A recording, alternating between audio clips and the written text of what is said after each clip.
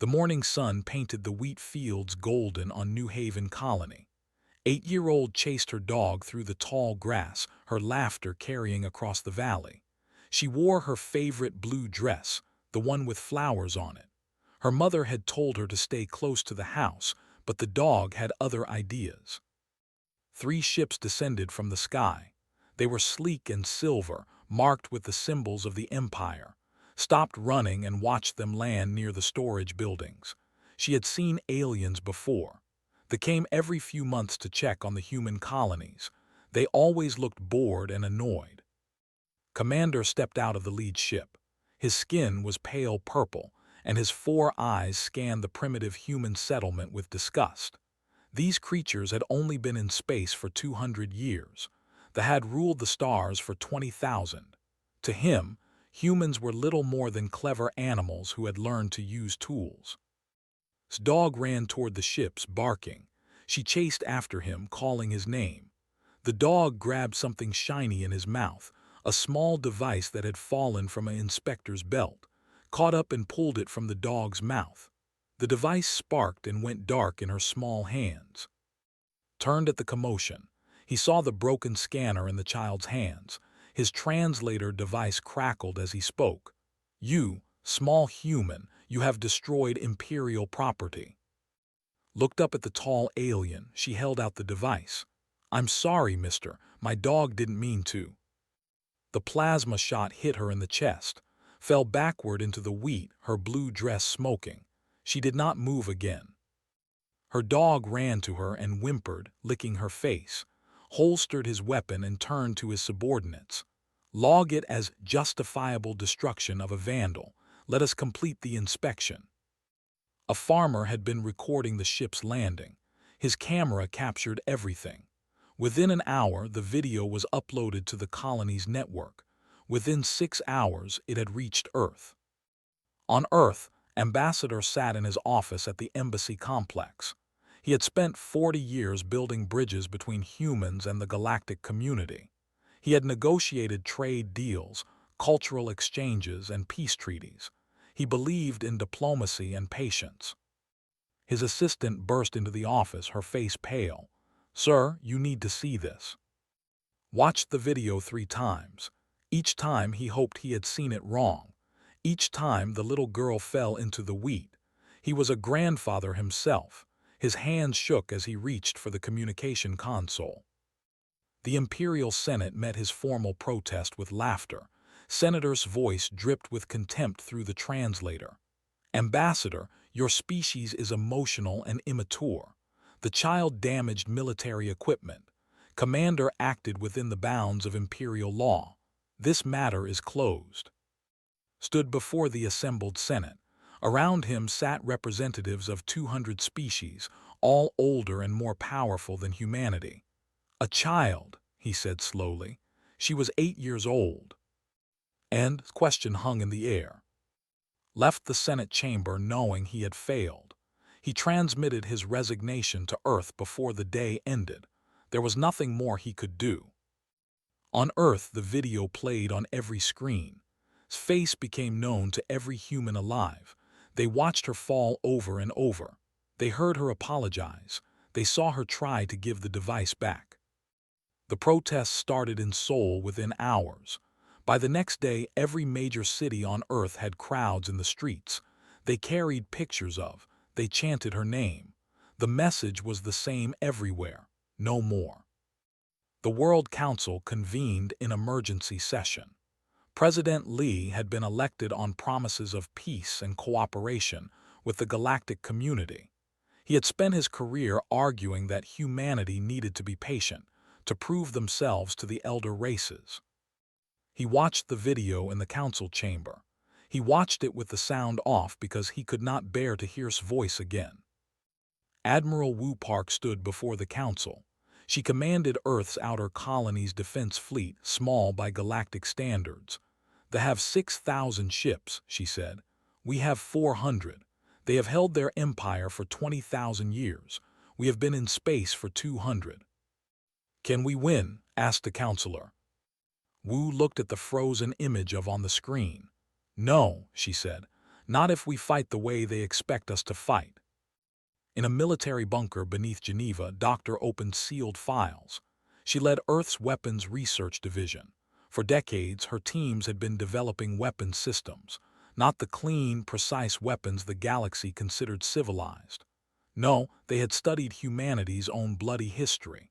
Every war crime, every forbidden tactic, every horror humans had inflicted on each other. They had updated it all for the space age. "Are we really going to do this?" her assistant asked. Thought of her daughter, the same age as, "Yes," she said. "We are going to teach them why humans are dangerous." Captain Song sat in a bar on Mars. He was Uncle, her mother's brother. He was also one of Earth's top Special Forces operatives. His hands crushed the glass he was holding when the news came through. His team found him there an hour later. He was sober and calm, cleaning his weapons. "Orders?" one of them asked. Soon said, "Very soon."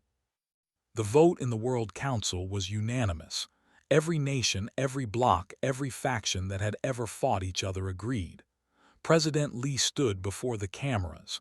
He looked tired and old. He held up a picture of. "The Empire has declared that our children are worth nothing," he said. "That their lives can be taken on a whim. That we should accept this and be grateful they allow us to exist in their galaxy." He put the picture down gently. "We do not accept this. We will not accept this. As of this moment, a state of total war exists between humanity and the Empire. They believe we are primitives. They believe we are weak. They believe we will fight by their rules." His eyes were hard as steel. "They are about to learn what happens when you threaten a human child. They are about to learn that we do not fight by anyone's rules but our own. They wanted to see what humans are capable of when pushed too far. Very well. We will show them." The broadcast ended. Across Earth, across every human colony, across every ship and station, humanity prepared for war. Not the civilized war of the galaxy, not the war of honor and rules. They prepared for the kind of war that only humans truly understood. The kind of war where there are no rules except survival. The kind of war that humanity had perfected over thousands of bloody years. Had been dead for 3 days. The galaxy had 72 hours of peace left. The Empire expected negotiations. They expected economic sanctions. They expected humanity to complain to the Galactic Council and get ignored like always. They expected anything except what actually happened. 72 hours after President Lee's declaration, humanity attacked 47 military installations across 12 star systems. All at once, all without warning. Commander Bay stood on the bridge of the stealth destroyer Silent Thunder. His ship had been in space for 3 weeks, hiding in the shadow of an asteroid field. They had never detected it. Their sensors were designed to find ships that followed the rules, ships that announced themselves properly. Human ships did not follow the rules anymore. "All strike teams report ready," his weapons officer said. Looked at the supply depot on his screen. Hundreds of transport ships docked there, all filled with military supplies. The depot had minimal defenses. Why would it need them? No civilized species attacked supply lines. That was considered dishonorable. "Fire everything," said. The Silent Thunder unleashed its payload. Kinetic missiles, moving too fast for the depot's shields to stop them. They did not carry explosives. They did not need to. At near-light speed, a piece of metal the size of a fist hit like a nuclear bomb. The depot vanished in a series of bright flashes. 300 crew members died before they knew they were under attack, watched it all with cold eyes. Then he moved to the next target. Across space, similar attacks happened simultaneously. Human ships struck from nowhere and vanished before the Empire could respond. They did not fight fair. They did not announce themselves. They did not give warnings. They just killed and moved on. On the colony world of Praxis III, General Sun watched the invasion proceed exactly as planned. Not an invasion with ground troops and occupation. That was the old way. Humans had studied the galaxy's warfare for 2 centuries. They knew the rules. Now they broke every single one. Release the swarm, Sun ordered. 10,000 small drones, each no bigger than a bird, descended on the colony's power grid. They were not smart. They did not need to be. Each one carried a simple program: find electrical systems and shut them down. The colony went dark in minutes. Water treatment plants stopped. Life support in underground facilities failed. Communications went dead. The colony had 2 million citizens and no way to contact anyone for help. Sun did not land troops. He did not need to. He simply waited. Within 8 hours, the colony surrendered. Broadcast their surrender, Sun told his communications officer. I want every world to see this. I want them to know we can turn off their lights whenever we want. In the home system, Admiral Hay 1 commanded the carrier group that humanity had named Fury. 6 carriers, each loaded with fighter craft that used tactics the galaxy had never seen. They did not engage in dogfights. They did not try to match enemy pilots in skill. They simply outnumbered them and died if they had to. First wave away, the flight controller reported. 200 human fighters screamed toward the defense fleet. The ships moved to intercept, their pilots confident. They had been fighting in space for 20,000 years. These primitive humans could not match their experience. 50 human fighters died in the first 30 seconds. The rest kept coming. When pilots moved to pursue damaged fighters, those fighters exploded. Every single one was rigged to self-destruct and take enemies with them. They are insane, a squadron leader reported. They are using their own ships as bombs. Admiral Hay 1 listened to the enemy communications her intelligence team had hacked. She felt nothing. Second wave launch. Third wave prepare for immediate launch. They had better ships and better pilots, but humans had more bodies willing to die. And humans had learned a dark lesson from their own history. Wars are not won by the bravest soldiers. They are won by whoever is willing to pay the highest price. Doctor stood in her laboratory on Earth, watching the battle reports come in. Around her, scientists worked on projects that would have horrified the galactic community if they knew. A young researcher approached her nervously. Doctor, the bioweapon is ready for deployment, but are we really going to use it? Looked at the containment unit. Inside was something that would make her famous or infamous depending on who won. A virus specifically designed to target biology. It would not kill them. That would be too simple. It would make them sick, very sick, sick enough that they could not fight, could not work, could not do anything but suffer for weeks, and it was contagious. Not yet, said. That is for later. First, we let them know we have it.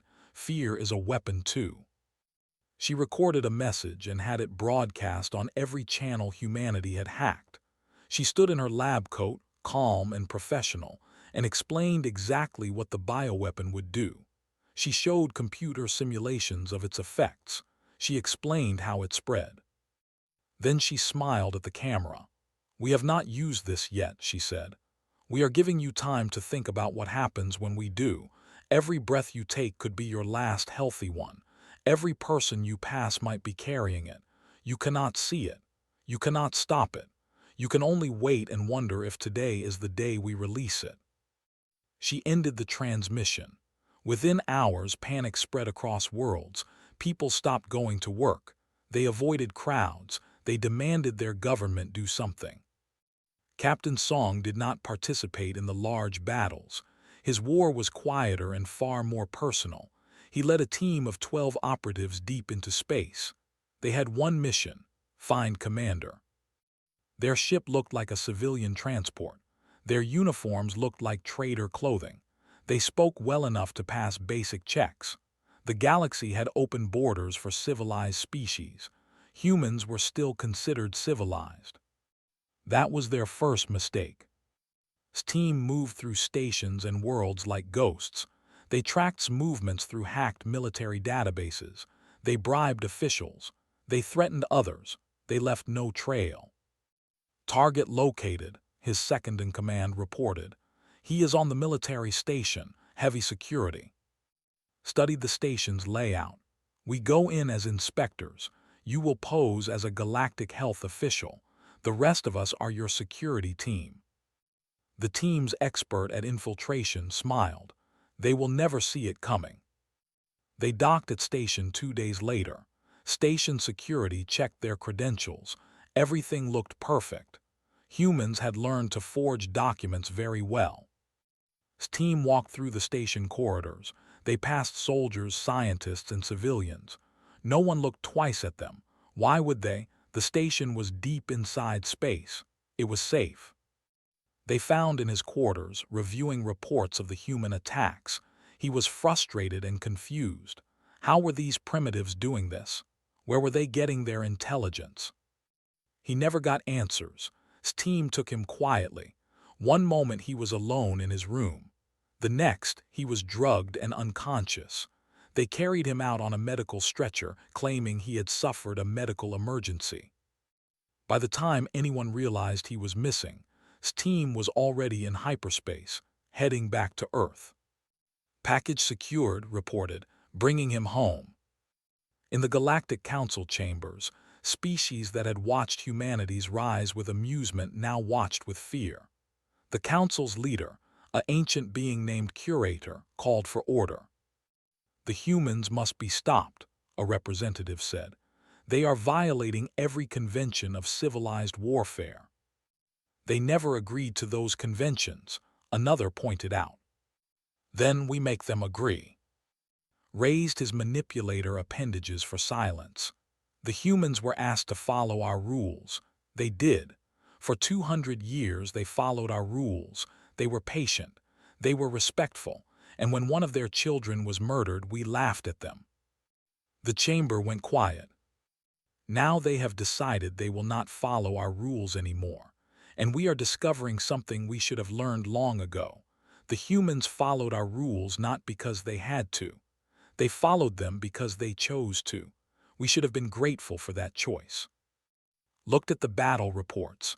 Humanity was losing ships and soldiers at a terrible rate, but they were losing more. And worse, they were losing their confidence. The question is not whether we can stop the humans, said quietly. The question is whether they will stop themselves before they burn down the galaxy. Nobody had an answer. 6 months into the war, the Empire called an emergency session of the Galactic Council. They arrived expecting sympathy and support. They got neither. Ambassador Na Park represented Earth now. She was younger than and had none of his patience. She had been a prosecutor before joining the diplomatic corps. She knew how to argue, how to attack, and how to win. The representative stood before the council. The humans are committing atrocities. They attack civilians. They use weapons that cause unnecessary suffering. They violate every rule of civilized warfare. We demand the council intervene. Na stood, her voice was calm and cold. Rules? Let me tell you about rules. For 200 years we followed your rules. We asked permission to settle new worlds. We paid your fees and tolls. We accepted being treated as children who needed to learn how grown-ups behave. She pulled up an image on the central display. His face filled the screen. This child followed the rules. She apologized. She tried to return what her dog had taken. Your commander shot her anyway. We asked for justice. You laughed. You said she was acceptable collateral damage. Na's eyes swept across the assembled representatives. Now you want to talk about rules. Very well. Here is humanity's rule. You threaten our children, we erase you. Completely. A council member from the peaceful species stood. But Ambassador, surely there must be limits. The violence has to stop somewhere. Na smiled. It was not a kind smile. Tell me, counselor, how many of your children would you trade for peace with an enemy? 1, 10. How many dead children before you stop fighting back? The counselor sat down without answering. On the colony world of, civilians went about their daily lives under human occupation. General Sun had taken the world without firing a shot. He had simply surrounded it and waited. Now human soldiers patrolled the streets while citizens watched with hatred. A young male threw a rock at a human patrol. It hit a soldier's helmet. The soldier did not shoot. Instead, he picked up the rock and threw it back, hard enough to break the youth's arm. New policy, Sun announced to his troops. For every attack on our forces, we respond with exactly the same attack. They throw rocks, we throw rocks. They use bombs, we use bombs, on their civilians. Sir, that is collective punishment, an officer said. The Geneva Conventions are human documents, Sun interrupted, created to govern how humans fight each other. They never agreed to them. Why should we hold ourselves to standards they ignore? The policy worked. Resistance stopped within days. The civilians realized that fighting back meant their own people suffered. It was brutal, it was effective, and it spread to every occupied world. Specialist Min sat in a dark room filled with computers. His job was cyber warfare, but he thought of it as art. They had sophisticated computer systems. They also had arrogance. They never imagined humans could breach their security. Did not just breach it, he lived inside it. I have access to their central news network, he reported, broadcasting in 3, 2, 1.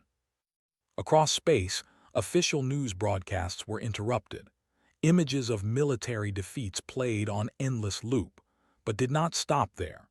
He inserted subliminal messages into the broadcasts, flickering images too fast for conscious recognition, but slow enough for the subconscious mind. Images of human soldiers, images of cities burning, images of defeat. After 1 week of this, psychologists reported a spike in anxiety and depression among the population. After 2 weeks, military recruitment dropped by 40%. People were too afraid to fight. Is this ethical? A younger tech asked. Remembered watching die. They killed a child and called it legal. Do not talk to me about ethics. Young was a combat journalist embedded with human forces. She filmed everything and broadcast it to the galaxy. The Galactic Council had demanded she be removed, calling her reports propaganda. She called them the truth. Her latest broadcast showed the aftermath of a battle. Human Marines had taken a military base. They had placed captured officers on trial right there in the field. The trial lasted 10 minutes. The executions took less. Some species call this barbaric, Young spoke to the camera.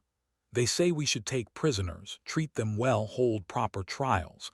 But here is what they do not understand. Every officer we show mercy to goes back to killing our people. Every soldier we feed and house is one more we will face again. We learned this lesson in our own history. We will not learn it again at our children's expense. Her broadcasts were watched by billions across the galaxy. Some species were horrified, others were quietly impressed, and some, the species that had been bullied by the Empire for centuries, began sending quiet messages to Earth. Messages offering support. Admiral Hay 1 received orders directly from Earth Command. The home fleet was gathering for a massive strike. Their target, New Haven Colony, where had died. They wanted to punish the colony and show humanity that the Empire still had power. Let them come, Admiral Wu Park told Hay during the secure call. The colony has been evacuated. Everyone left months ago. New Haven is empty now. Except for our surprise, Hay added. The fleet arrived at New Haven with 600 ships. It was the largest battle group they had assembled since the war began. They expected to find a small defensive fleet and terrified colonists. They found neither. New Haven's sun looked normal on their sensors, but human engineers had been busy for 6 months. They had seeded the entire star system with weapons. Thousands of autonomous drones hiding in asteroid fields, missile platforms disguised as space debris, and something new, something the galaxy had never seen. Mining charges, buried in dozens of asteroids, all programmed to detonate simultaneously. The fleet entered the system in a standard formation. Admiral Hay-1 watched from her ship, positioned 3 light towers away. Her fleet was small, only 50 ships, but she did not need more. "Activate the trap," she ordered. The asteroids exploded. Thousands of rocks, moving at incredible speeds, tore through the formation. Ships' shields overloaded. Hulls were pierced. Dozens of vessels spun out of control. Before they could recover, the drones attacked. 10,000 small craft, each with barely enough intelligence to find a target and explode. They swarmed the ships like angry insects. Point defense systems fired desperately. They destroyed hundreds of drones, but there were thousands more. Admiral Hay-1 let the automated systems do most of the work. When the fleet was in chaos, she brought in her ships for cleanup. It was not a battle, it was an execution. "Broadcast this," she ordered. "Make sure every species in the galaxy sees it. I want them to know what happens when you come for our homes." The battle lasted 4 hours. Of 600 ships, 12 escaped. The rest were destroyed or captured. Over 100,000 died. Hay-1 watched the battle recordings before they were sent out. She felt nothing. No victory, no satisfaction. Just a cold understanding that this was necessary. On Earth, President Me met with her military advisors. The news from New Haven had just arrived. "The fleet is broken," General Sun reported. "They cannot mount another offensive of that size." "What are our losses?" Me asked. 43 ships, 6,000 personnel." Me closed her eyes. 6,000 families would receive news that their loved ones were not coming home. 6,000 funerals. And for what? Revenge? Justice? She did not know any more. "They have sent preliminary surrender terms," her aide reported. The room went silent. "What do they offer?" Me asked. The aide read from his tablet. "Complete disarmament, reparations, a formal apology, recognition of human sovereignty, everything we demanded." Me looked around the table at her advisors. Admiral Wu Park, General Sun, Doctor, they all looked tired. The war had aged them. "Is it enough?" Me asked quietly. Admiral Wu spoke. "We'll never grow up. Neither will the 6,000 soldiers we lost today. Neither will the thousands of others. Is any victory enough to balance that?" The question hung in the air. Outside, people celebrated the news of the great victory. They danced in the streets and chanted its name.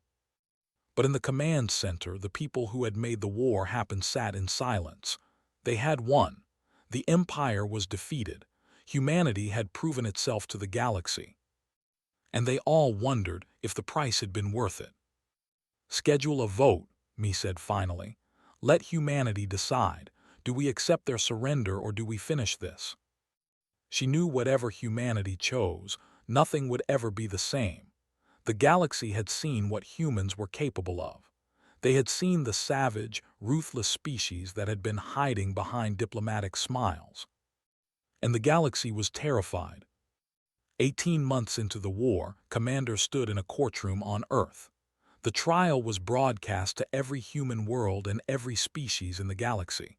He wore his uniform, still proud despite his chains. Captain Song sat in the front row. He had not slept well since bringing back to Earth. Every night, he saw his niece falling in the wheat field. Every morning, he woke up angry. The prosecutor was a woman named Bay. She had lost her own daughter in a bombing raid 6 months earlier. When she asked to lead the prosecution, no one objected. "Commander," began, "on the morning of March 15th, you shot and killed an 8-year-old human child. Her name was, do you deny this?" Looked at her with all 4 eyes. His translator device rendered his words in flat, emotionless English. "I do not deny it. It was a lawful execution under imperial law. The child destroyed military property." "She was trying to return it," said. "That is irrelevant. She damaged it. The penalty is death."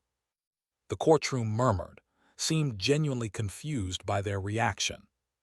"You see no problem with executing a child?" asked. She was not a child by standards. She was large enough to cause damage. Size determines culpability in our law.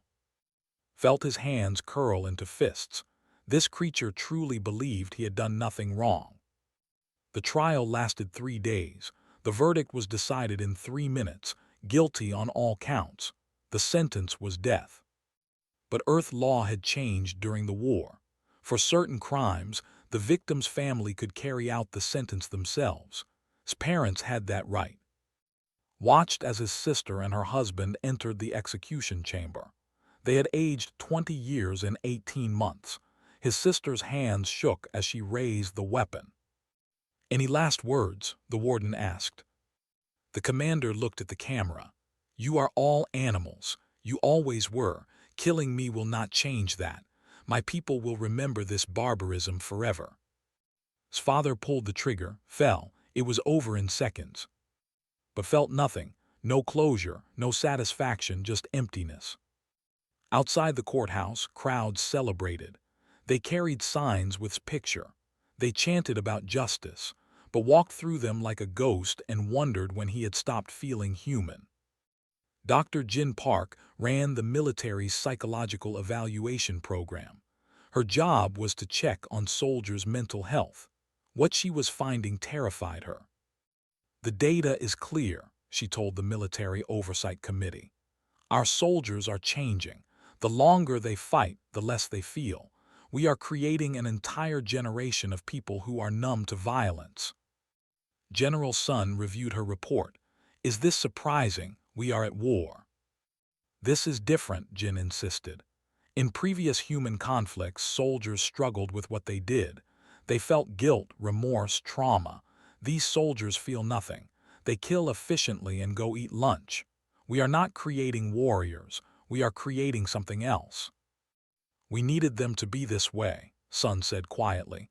"To fight the way we needed them to fight." "And what happens when the war ends?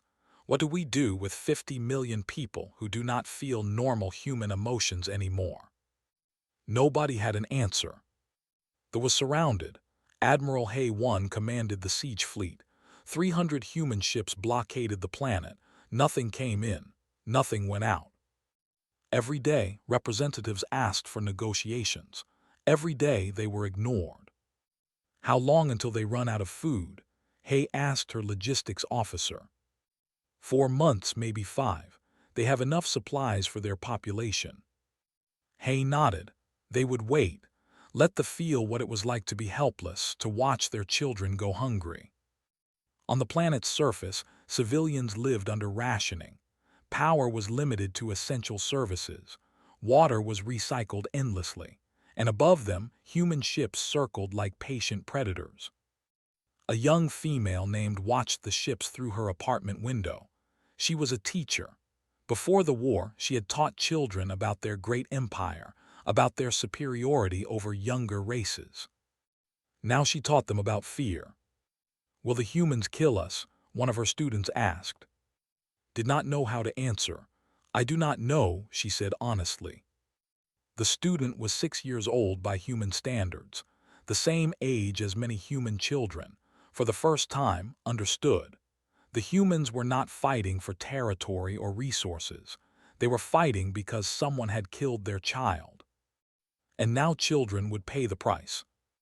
On Earth, the vote count was complete. 52% wanted to continue the war until they were completely destroyed. 48% wanted to accept the surrender and enforce harsh terms. President Me studied the numbers. Humanity was divided almost perfectly in half. Sora Lee was a young naval officer who had become the voice of those who wanted peace. She had fought in 5 major battles. She had killed dozens of enemy soldiers, and she was tired of it. "We have won," she argued in a televised debate. "They are defeated. Their empire is broken. If we destroy them completely, what does that make us? How are we different from them?" Her opponent was a veteran Marine named Han Ryu. He had led the ground assault on 12 worlds. His armor was painted with the names of fallen soldiers. "Different," Han's voice was harsh. "We did not start this war. We did not kill their children for fun. Every who dies now dies because they created this situation. You want mercy. Where was their mercy when begged for her life? The debate raged across Earth and every colony. In bars and homes, in government chambers and military bases, humanity argued with itself. Captain Song appeared on Young's news program. She asked him what he thought humanity should do. Was quiet for a long time. Finally, he spoke.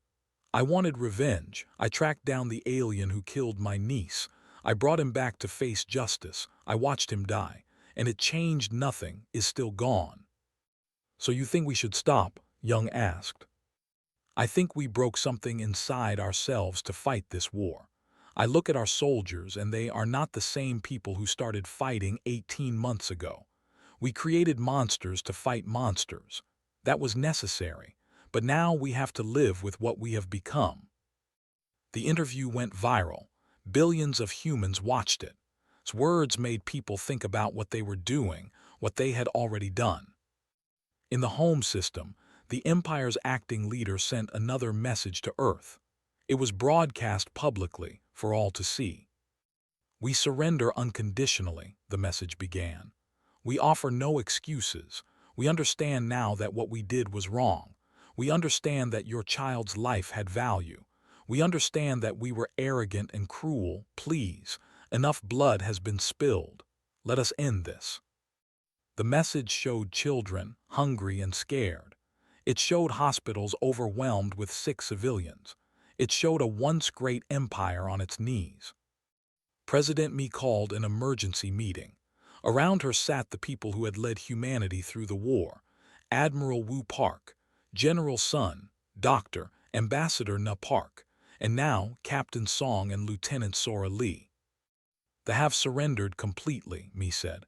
The vote was close but favored continuing the war. However, I am the president. The decision is mine to make. She looked at each person around the table. If we accept their surrender, we must enforce terms that ensure this never happens again. Terms so harsh that every species in the galaxy will fear us. And if we refuse, Sun asked, then we finish what we started. We destroy the completely. We prove that threatening humanity means extinction. The room was silent. I need your counsel, Mi said. Not as soldiers or diplomats, as humans. What should we do? Admiral Wu spoke first. I am tired of war, but I am more tired of being treated as lesser beings. Whatever we decide, the galaxy must remember this forever. Sora Lee added, we have the power to destroy them. That is enough. Showing mercy now would prove we are better than they are. Han Ryu shook his head. Mercy now means other species will think we can be pushed, that it is safe to test our limits. They argued for hours. Outside, humanity waited for a decision. The galaxy waited to see what the humans would do. Finally, President Mi made her choice. President Mi stood before the cameras once more. The entire galaxy watched. Leaders held their breath. Humanity waited to learn what kind of species they had become. 2 years ago, a child named was murdered, Mi began. The Empire said her life had no value. They laughed at our pain. They believed we would accept this because we were weak and young. She paused, looking directly into the camera. They were wrong. We have shown the galaxy what happens when you harm our children. We have broken the Empire. We have proven that humanity is not weak. But now we face a choice. Do we become destroyers, or do we become something more? Mi held up a document. We accept the surrender, but the terms are these. She began reading. The Empire would be dissolved. Their military would be dismantled permanently. Their worlds would be under human oversight for 100 years. They would pay reparations to every human colony. Their government would be reformed under human supervision. And one more thing. A new law will be created in the Galactic Council. It will be called Law. The murder of any child of any species, anywhere in the galaxy, will be considered a universal crime, and humanity will enforce this law. The broadcast ended. Across the galaxy, reactions were mixed. Some species celebrated, relieved the war was over. Others worried about human power. And some, quietly, were glad someone finally stood up to the Empire. Ambassador came out of retirement to lead the peace negotiations. He was older now, his hair completely white, but his eyes were still sharp. He sat across from the delegation. They looked beaten and afraid. One of them, a young female diplomat, spoke first. "You have destroyed us," she said. "Why show mercy now?" Thought about all the human soldiers who had died, about what humanity had lost in gaining this victory. "Because," he said slowly, "we want you to remember this forever. We want your children to grow up knowing why their empire fell, not because humans are cruel, but because you were cruel first, and you learned that in this galaxy there are consequences." The negotiations took 3 months. Every detail was argued, refined, and agreed upon. The protested many terms but had no power to refuse them. Admiral Wu Park oversaw the dismantling of the military. She watched as proud warships were decommissioned, as weapons were destroyed, as soldiers surrendered their arms. "This is humiliating for them," her aide commented. "Good," Wu said. "Let them feel humiliation. It is better than extinction." On the reconstruction began. Human engineers helped restore power and water systems. Human food shipments prevented starvation. It was strange for both species. Yesterday they were enemies. Today they worked side by side. The teacher met human soldiers for the first time. She was terrified. These were the people who had killed so many of her kind. A young human soldier named Minyu noticed her fear. "We will not hurt you," he said through a translator. "The war is over." "How can you say that?" asked. "After everything?" Minyu looked tired, older than his years. "Because if we keep hatting forever, what was the point? My sister died in this war. Your people killed her, but you did not kill her. The war did." It was the first real conversation between enemies. There would be many more. The Galactic Council met for the first time since the war ended. The chamber was different now. Humanity had demanded and received permanent seats on every council.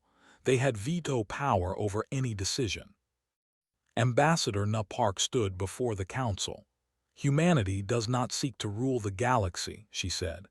"We only seek to ensure that what happened to never happens to any child again. If you treat us fairly, we will do the same. But if you test us..." She did not need to finish. Everyone knew what would happen. Curator, the ancient council leader, addressed the assembly. "A new era has begun. Humanity has proven they are not a species to be dismissed. They have also proven they can show mercy even when revenge is within their grasp. This is wisdom." Not everyone agreed. Some species resented human power. They formed quiet alliances, planning for a future where humanity might be challenged. But they were careful now, very careful. Captain Song returned to New Haven Colony. It had been rebuilt. New families lived there now, but at the center of the settlement stood a memorial. His face was carved in white stone. She was smiling the way she looked before that day. Around the memorial, a wheat field had been planted. It grew golden and bright, swaying in the wind. Stood there for a long time. Other people came and went, leaving flowers. Some were human, some were not. Word had spread across the galaxy about the child whose death changed everything. A family approached, hesitant. A father, mother, and young daughter. They carried flowers. "Is it," the father began, "is it acceptable for us to leave these?" Looked at them. The daughter was about age. She looked scared but brave. "Yes," said quietly, "she would want that." The family placed their flowers and left quickly, watched them go. Perhaps there was hope after all. Dr. Jin Park continued her work with soldiers returning from war. Many struggled with what they had done. Some could not sleep. Others could not feel. It would take years, maybe generations, to heal. But they were trying. That had to count for something. Young released a documentary about the war. She showed it all. The battles, the victories, the atrocities on both sides, the cost.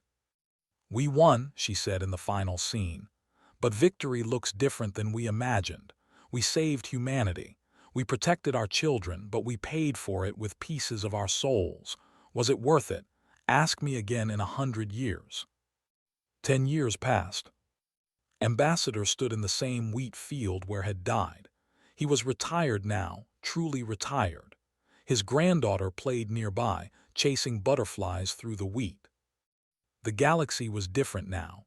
Humans sat on every major council. Human ships patrolled trade routes. Human laws protected children of all species. The word human no longer brought laughter. It brought respect. And sometimes fear. A group of alien tourists approached the memorial. They were from a species humanity had never fought. They came to learn, to understand. One of them, a parent with his child, asked a question. Is it true that humans did all this for one child? Looked at his granddaughter laughing in the sun. Yes, he said, one child, because to humanity every child is precious. Every child is worth fighting for, worth dying for. Even now, even after everything, the alien asked. Especially now, replied. The galaxy knows what we are capable of. They know what we will do to protect our children. That knowledge keeps them all safe. Not just human children, all children. The alien nodded slowly, beginning to understand. His granddaughter ran up, holding a flower. Grandpa, can we leave this for? Of course, little one. They placed the flower at the memorial. The inscription still read the same. Her laughter should have filled this field. Instead, her silence changed the galaxy.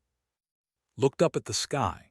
Human ships passed overhead, guardian angels watching over the colonies. The empire was gone, broken and rebuilt into something better. Other species had learned the lesson. Humanity was not to be trifled with. Not because they were the strongest but because when you threatened what they loved, they would burn the stars themselves to protect it. The sun was setting, painting the wheat golden red. Held his granddaughter's hand and watched the light fade. He thought about all the soldiers who died, about the civilians who suffered. The war had been necessary, terrible but necessary. Humanity had proven itself to the galaxy. They had taken their place among the elder races, not through patience or politics, but through blood and fire. And in doing so, they had created a safer galaxy.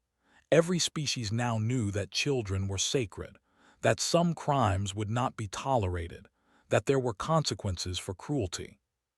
Had died for that, it was a terrible price, but her death had saved countless others. Did we do the right thing? Had once asked President Me. We did the only thing we could, Me had replied. We showed the galaxy who we really are, not the friendly, patient species we pretended to be, but the species we become when our children are threatened. Let them fear that. Let them remember. 10 years later, finally understood. The galaxy was not safer because humanity was kind. It was safer because humanity had proven they could be savage when needed. And everyone remembered.